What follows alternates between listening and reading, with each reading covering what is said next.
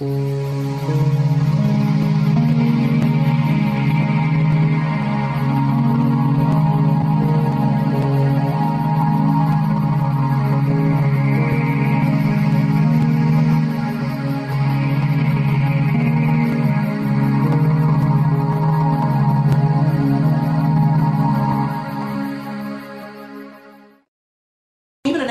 monarch of the 18th century did not have the ability to levy an income tax on his people, much less conscript them into the military. We're supposed to view this in school as being a great advance, but what if it's not? What if it's a setback for civilization? What if centralization is not progressive? Anarchist or anarchist? Where would you say you most closely align yourself?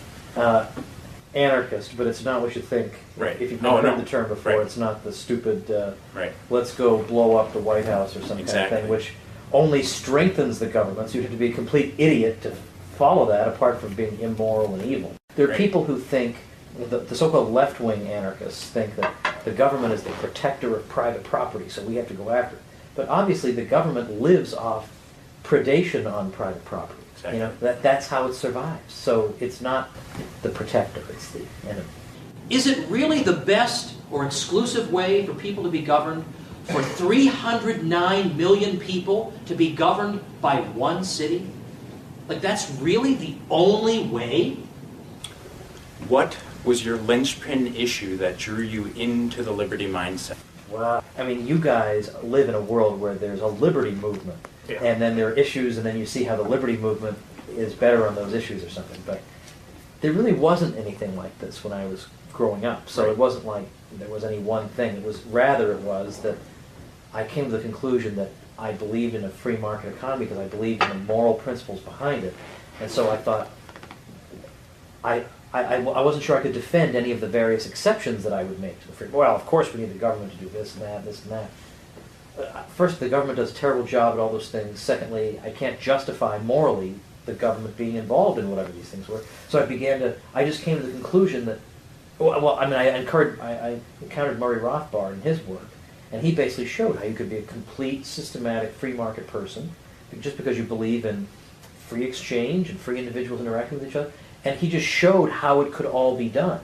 Yep. And it was just knowing that it was possible to be fully consistent. And when I saw that was possible, I did. Well, and that kind of feeds into our next one with, what liberty scholar do you feel has influenced you the most? So would you say Rothbard would probably be? It would be a combination of Rothbard and Hans Hoppe. Nice. Cool. General welfare clause. Good grief, he said. General welfare. Every tyrant who ever lived has appealed to the general welfare to justify his tyranny. How does this help us? And he was told by supporters of the Constitution not to worry because that would not be interpreted that way. Edmund Randolph, yeah, I know, right? Yeah. Poor Patrick Henry, you've been smeared unjustly. What is your favorite color? What is the capital of Assyria? Huh? I don't know that.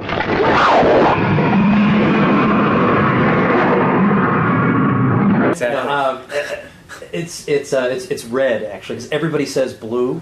So I'm so bored by blue. Everybody says blue. Yeah. No, red. You see a really nice red car, nobody's going to stand there and say, I wish that car was blue. No, red is what you want. Red. Okay, all right. Now, citizen, didn't we? Now that is, again, we did not approve that opinion for you in advance. So you are not allowed to hold that. Favorite food? Well, it's a tie between steak, which I can't eat, and pizza, which I shouldn't eat, but I do anyway. But of course, I live in Topeka, Kansas, where there is no good pizza.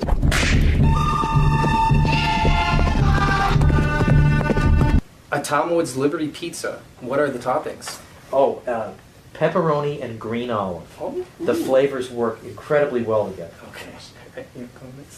So my image for this is that the establishment has printed up for our convenience a 3x5 card with all approved opinion written on it. And if you should stray from that card, heaven forbid, and you hold an opinion that's not officially approved, you will be smeared and condemned, and you're not playing the game, you're not... Don't you know, citizen, that all opinions that you would ever want to hold fall between Hillary Clinton and Mitt Romney? Do you have a favorite album? It changes a lot. It changes a lot. Can we come back to that? Oh, sure. Don't forget I can that. think about it. And then later you could splice my answer right back into that spot. Absolutely. And you know what? I'll actually keep the clip of you saying you can splice my answer in. And then There you'll you come right go, in. yeah. Yeah. All right. Just hang on. Just hang on. Just don't go anywhere. Just hang on. Just wait. Wait.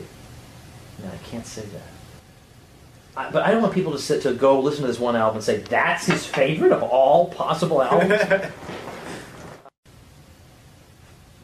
I don't know. All right. So favorite album. All right. Favorite album. All right. So now this will be spliced back in. It's good. Okay. Actually, you don't even know that. Tom, reference, do you? what is your favorite album? Yeah, there we go. That was from Wayne's World. Dang. all right. You're with Got me. it, yeah. All right. Maybe one of them right now it's a group that most of you people won't have heard of because people have bad taste in music, I think. But it's Porcupine Tree. They are the best band you've never heard of. Porcupine Tree. Go look them up. So maybe Stupid Dream. That's a pretty good album. Stupid Dream. And then I'm cheating, but from 1973, A Passion Play by Jethro Tull. Oh. It's one long song, the whole album. And it hit #1 on the Billboard charts. That would never happen today. Yeah. No one would ever. No. It's more than 3 minutes or 5 minutes. I can't listen to it. It's awesome. The 10th Amendment is never right on the bar exam. Now, how about that? Jefferson called the 10th Amendment the cornerstone of the Constitution. So we've gone from the cornerstone of the Constitution to now it's so irrelevant that it's only there to be the wrong answer. Okay, government mandates that all adults must get tattoos under penalty of death. What do you get and where? Oh, this is ridiculous. It only gets better from here. When I'm 70, I'm going to look ridiculous with a tattoo. Hey. You're never going to be 70, that's man. what- Yes, I that's am. What would I have on me? This is mandatory. You have to get it. Yeah. So Maybe I would do the AC flag. There we go. Yeah. Okay. Something like Good that. answer. Good. The Sahara Desert runs out of sand due to central planning. How many windows need to be broken to replenish the supply? All right, I don't know. neither do I. And then I was just reading a story, and in this story, they referred to penny candy. And that just seems silly to me. Penny candy. We all know a penny doesn't buy anything. And my little Regina said, yeah, thanks to the Fed.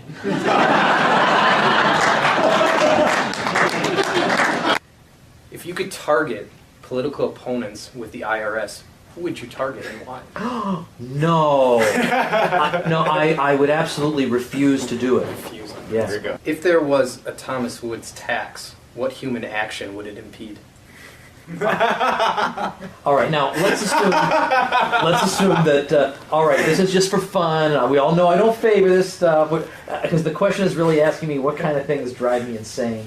I mean, most of the time, just little things annoy me. Okay, so there'd be a tax on talking in the movies or laughing during a horror movie. Shut up! What is wrong with you? Are you a savage? What else do I know? Do you go to many horror movies? Sure, yeah, or like a really good thriller, Oh, okay. and like something horrifying is happening, and somebody finds this funny.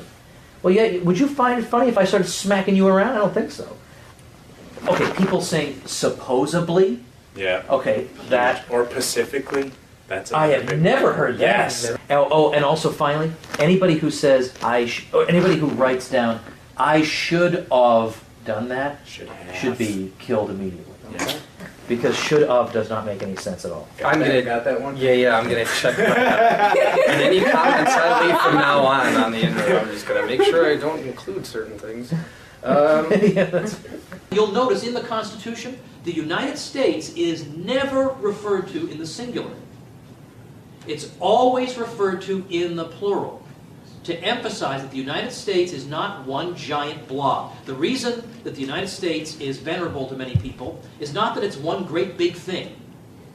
It's that it's a collection of societies, self-governing societies. That's what it's supposed to be. You're appointed to an Obamacare death panel. Which sick members of society get cut? Who buys the farm first? Oh, you guys are asking me. First, you're asking me which people would I take their property from, and now you're asking me.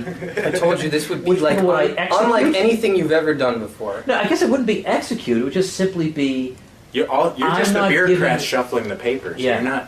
You're just following orders. What kind of sick... And so in the United States, we were supposed to be different. You hear a lot about American exceptionalism. America is greater than other nations, but half the people who say that then go ahead and conceive of the U.S. as actually being organized as exactly like every other country in the world. Can we rename the Depression of 1920 the Tom Woods Plunge? I endorse this, yes. Right. That's a From now on. catchy idea. Yeah. Because not many people even know of its existence, so they're... That's right, but then on the other hand, they'll say, who was this Tom Woods who ruined our economy? Right, but then that's publicity. That's Any right, then they publicity Google is me, publicity. right, then they come to my website Right. and they actually find out I'm okay. Right, there you Yeah. go. See? Website is tomwoods.com. So, I don't see how we can make progress in reclaiming liberty by just doing the same things we've been doing for 100 years. you're marching on D.C. armed. What's your weapon of choice slung over your shoulder? I don't even know. I don't know what my weapon of choice would be. Okay. It doesn't have to be something that fires projectiles. It could be something completely different that you think might be a weapon that fights tyranny. Well, maybe Now, does that maybe the open way it up? Luke bookcase. Rukowski does it, where he poses, he's got his camera, but he poses it like it's a machine gun. Right. So maybe I would be like one of those people. Yeah, Because I mean- that has been a great weapon against regimes. Exactly. But it seems to me that we can't be afraid of an idea just because it's not on the 3x5 card of approved opinion. We've allowed ourselves to be stuck in this ideological prison camp for much too long, in which we allow people who despise us to define for us what the range of debate is allowed to be. So, last but not least, if printing money hasn't solved any of our problems, do you think that just printing a little bit more money might do the trick? I've been thinking all along that we just need a little bit more. Just a tiny bit, A right? tiny bit more Couple should do. trillion. Yeah. You know, what is it? I mean, a trillion takes up like a football field. So, I would say that's pretty reasonable. Yeah, I would say we need just one more end zone, Right. and that should do it. Exactly. Okay, cool. Yeah. That's my prediction, by the way, that the economy will turn around after that. No. To the contrary, if we are going to have some success in restoring American liberty, it's going to come from setting a match to that 3x5 card, and the flame that consumes it will be the fire of American freedom. And thank you very much.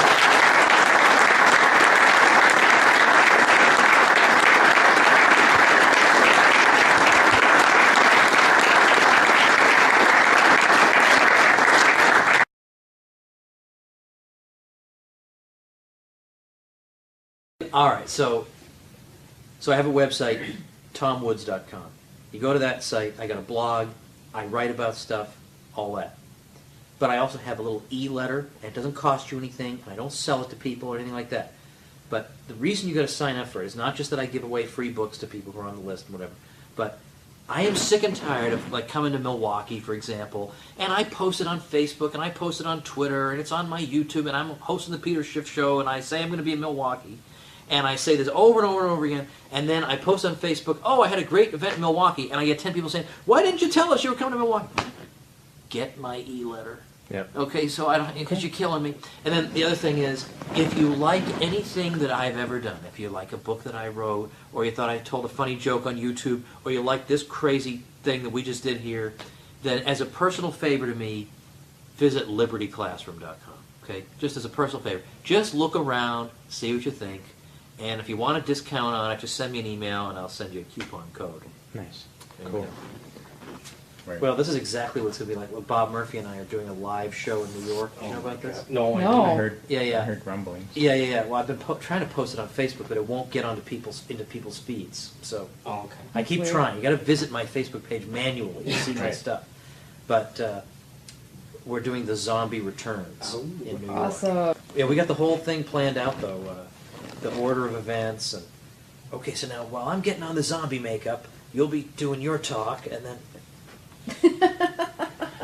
So, we have no idea how this is going to go. Yeah. Right. We haven't written it yet. We have no idea how this is going to go, and it could either be the most awesome thing in the world, or it could be the biggest bomb ever.